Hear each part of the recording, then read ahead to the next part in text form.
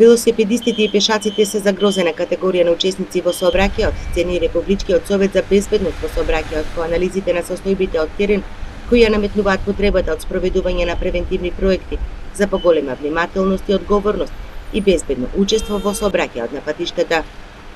Интересен момент е што има зголем број на сообраќајни незгоди помеѓу пешаци и велосипедисти, не познавајќи и не знаејќи на кој начин се користат овие простори, така што Републичкиот совет зазема некој став да оваа година се обрне малку повеќе внимание на велосипедистите. Во насока на подобрување на состојбата ќе се делува и глобално со детектирање на проблемите и размена на искуствата на младите од регионот и пошироко.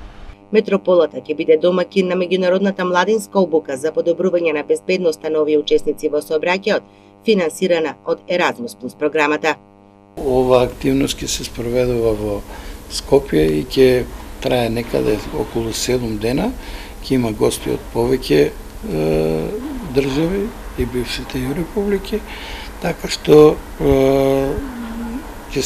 на еден начин ќе им се долови на младите проблемот околу сообраќајот и црните точки кои се јавуваат, со надеж дека тие во своите средини ќе го пренесат тоа искуство. Според податоците на Републичкиот совет за безбедност во сообраќајот, годинава во сообраќајни несреќи на патиштата во државата загинале 91 лице.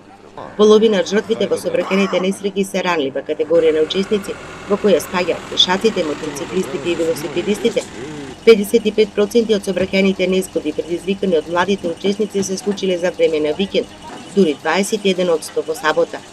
50% од младите на возраст од 21 до 24 години настрадале поради брзото возење или биле под дејство на алкохол.